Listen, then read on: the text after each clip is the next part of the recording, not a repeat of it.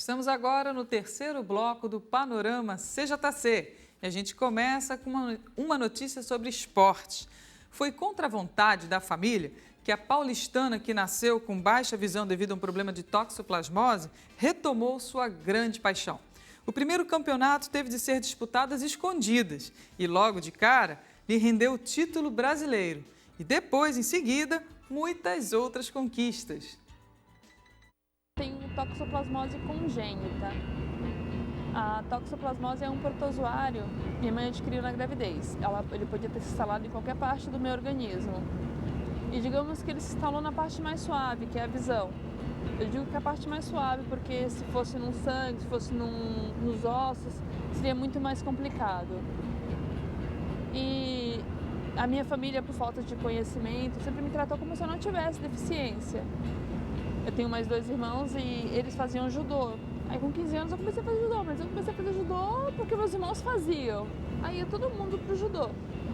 Mas eu sempre amei judô, amei assim, tem uma magia, sabe?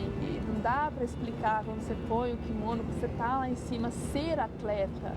Era maravilhoso. E aí com 19 para 20 anos eu tive que parar, eu mudei, né? E aí eu só podia fazer judô de sábado. E o meu primeiro sensei, ele sempre falou que fazer de qualquer jeito, então pra quê, né? Que é muito mais complicado. Eu falei assim, não, pra ser assim, então parei. E a vida seguiu, eu fiz outras coisas. Em 2006 eu resolvi fazer eu viajei tudo, eu tive eu tive oftalmopatia de Graves, problema de tireoide no meio do caminho. Viajei, que minha mãe mora fora desde 2000, né? E eu fui pra Espanha e lá tinha uma amiga que fazia massagem. Eu sempre gostei de massagem, mas na época eu optei por outra coisa. E eu voltei pro Brasil fazer um curso específico para massagem para pessoas com deficiência visual. Que no momento eu estava começando a aceitar, não, eu tenho uma deficiência. E dificilmente você vai ver um baixa visão andando de bengala. Mas no meio do caminho tinha uma atleta cega que fazia goalball, que lutava pelo SESEC, que é a associação que faço parte hoje. E a Renata, ele se chama Renata, e a Renata, ela me mostrou um mundo totalmente diferente. Totalmente. E ela me mostrou toda uma acessibilidade que eu cresci a minha vida toda sem conhecer. E junto com isso, ela ainda era atleta.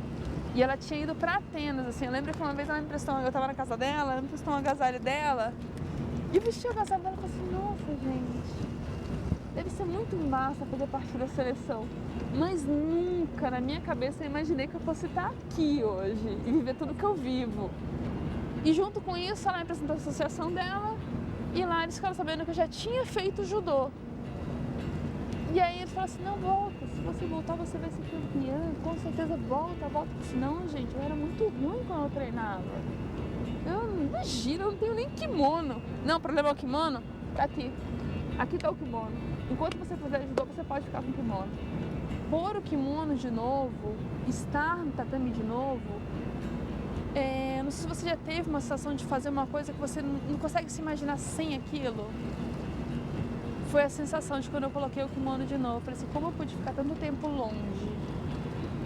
É como voltar para casa de um dia, de uma viagem de 10 anos, sem rever seus pais. É mais ou menos isso. Aí tá, né? Muitos anos sem competir, aí vou eu, né? Aí eu tinha o curso, tudo, fui escondida da minha família, porque chegou um momento que eu fui proibida de fazer judô da porta pra fora. E eu dormia na casa da Renata e deixava meus kimonos tudo lá. E eles achavam, tá ajudando a Renata, né, coitada. Coitada, ela não enxerga, né? E ela, assim, tipo, me acobertou. Aí eu fui pro Rio de Janeiro, nunca tinha viajado sozinha, porque eu não podia faltar no curso, e a equipe tinha ido antes. Fui sozinha e lutei. Aí fui fazer a final com a Regina, atual campeã da categoria, eu era 63. Eu olhava pra ela e assim, eu falava, não vou conseguir, não dá. Para de frescura, vai lá. E aí eu lutei e eu fui campeã. Assim, foi muito assim, não dá pra explicar. Eu fui campeã brasileira, trocentos anos longe do judô, campeã brasileira, nossa. Aí era, né, voltar pra casa e falar, né, que eu menti, que eu tava fazendo judô escondido. E aí já no ano seguinte eu já estava na seleção, fui convocada para que eu era seleção B, né? Que eu estava entrando agora com seleção B. E aí depois eu já fui pro Mundial, aí depois teve o Parapan e depois estou aqui. Aí depois a minha vida é isso, né? Olha, exemplo de superação, né? Que tenha boa sorte aí, que consiga ter um bom desenvolvimento e renda muitas medalhas, continue rendendo muitas medalhas aí para o Brasil. Bom, agora a gente vai dar uma olhadinha sobre a despoluição da Baía de Guanabara. Para os Jogos Olímpicos, um dos principais cartões postais do Rio de Janeiro recebeu neste sábado a Regata Internacional de Vela, o segundo evento teste no local antes das competições da Rio 2016.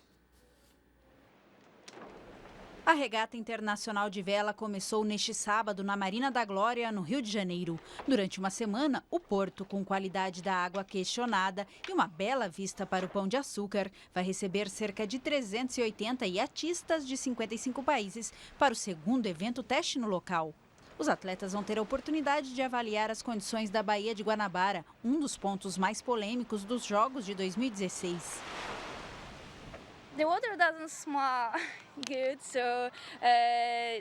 A água não cheira bem, dá para ver a poluição. Eu li notícias sobre a má qualidade da água, então vou tomar cuidado. Mas não me parece tão ruim quanto dizem. Estou feliz.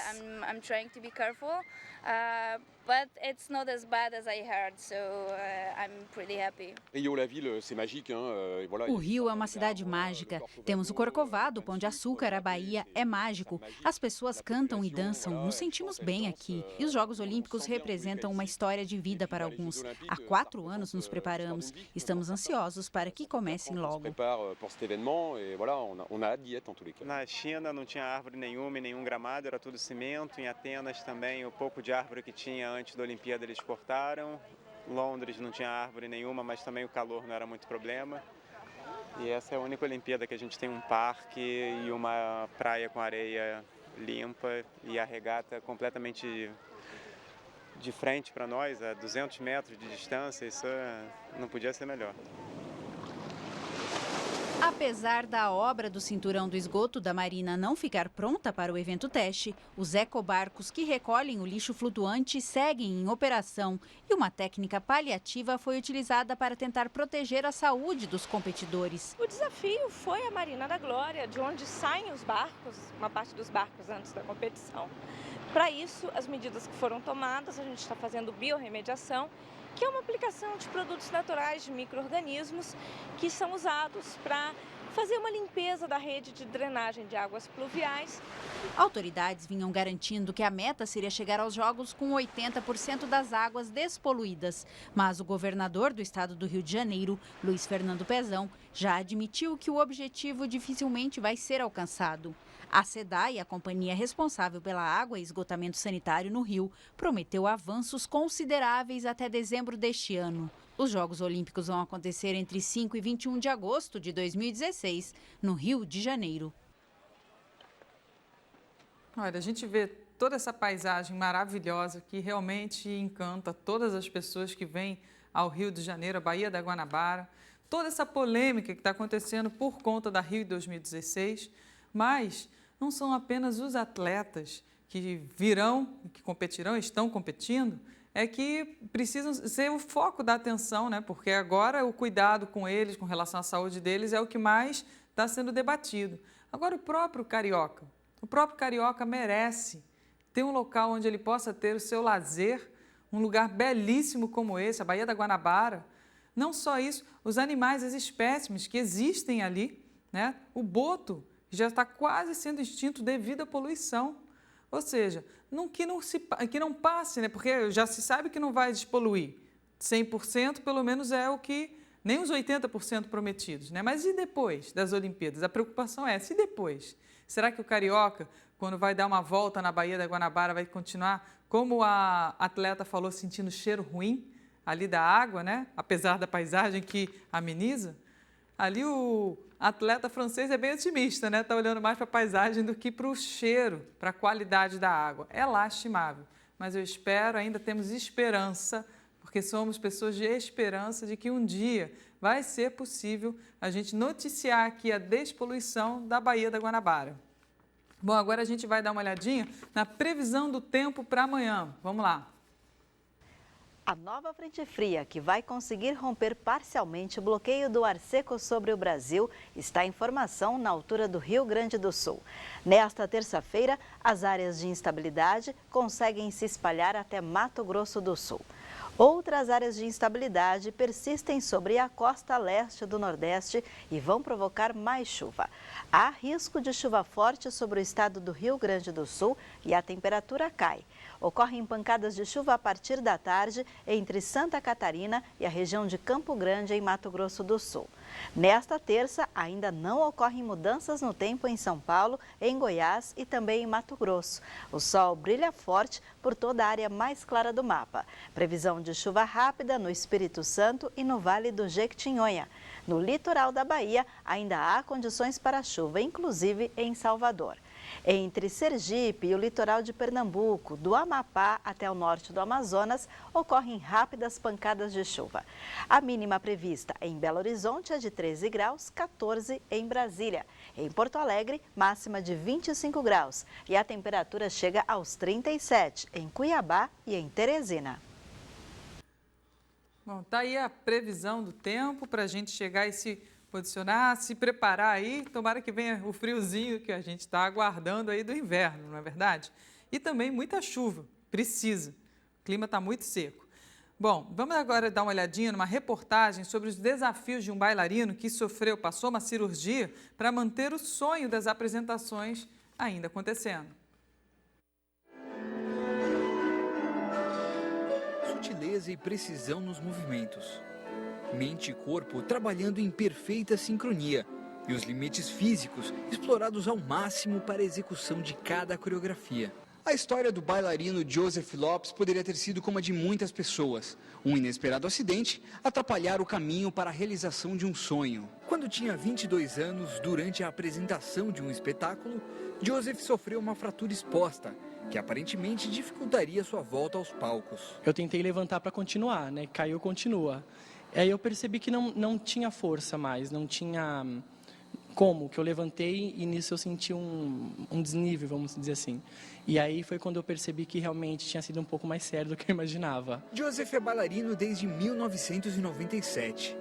Hoje, aos 27 anos, relembra com muito orgulho a superação de um dos maiores desafios de sua vida.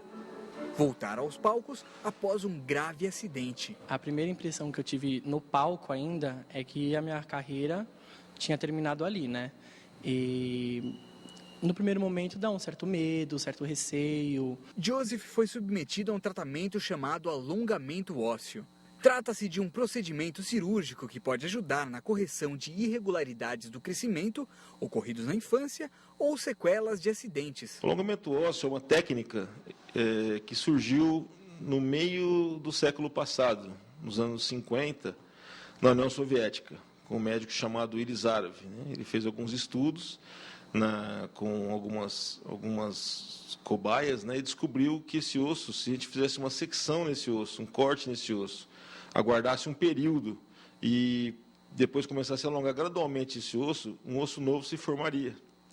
Então, isso propiciou o tratamento de várias intervenções por meio dessa técnica. Eu tive um encurtamento do tendão, mas que já voltou também, que eu trabalhei bastante, alongar, mas de sequela, não.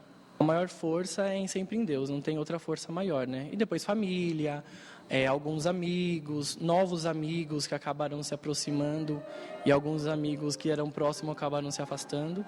Mas eu acho que foi isso, família, foi um conjunto. E a dança, que é o maior amor, é isso. Então ela que também deu uma segurada aí na base.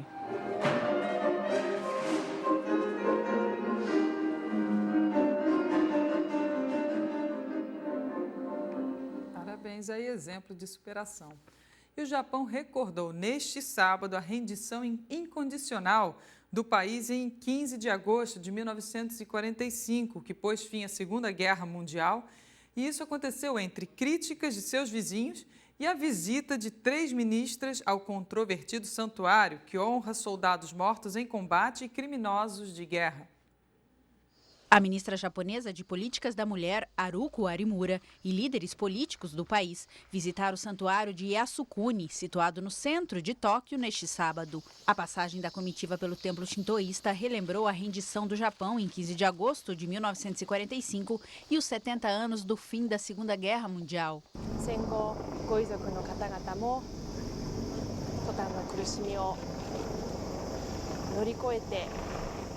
Depois da guerra, as famílias das vítimas superaram adversidades. Eu visitei o santuário pensando sobre seus passos e também na esperança de que podemos nos esforçar para criar a paz e a segurança no Japão e no mundo.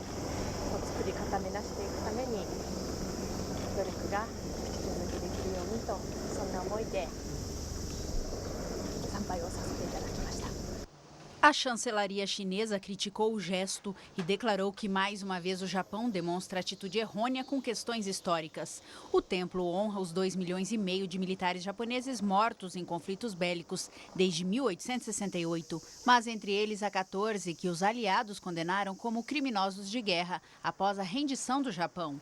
Por este motivo, as visitas de dirigentes políticos ao local costumam criar polêmica na China e na Coreia do Sul, 2 países que sofreram atrocidades durante a primeira metade do século XX. As nações vizinhas consideram o santuário patriótico de Yasukuni, um símbolo do passado colonialista do Japão. E o emir de Dubai quebrou um recorde na França neste domingo ao comprar um cavalo de sabe quanto? 2,6 milhões de euros. O valor recorde de 2,6 milhões de euros foi pago por um cavalo de 1 ano de idade na famosa comuna francesa de Deauville. O puro sangue foi vendido para o emir de Dubai, Mohammed bin Rashid Al Maktoum. O preço foi acordado pelo assessor do sheik, John Ferguson. Devemos parabenizar a empresa que fez a venda. Eles fizeram um grande trabalho ao reunir alguns dos melhores cavalos aqui. Então eu tenho muito respeito por eles. O recorde anterior na França era de 2 milhões de euros, pagos por um cavalo em 2002. Que pode ser chamado de cavalo de ouro, né? Bom, a gente termina essa edição por aqui. Uma boa noite para você e continue com a programação do CJC. Até mais.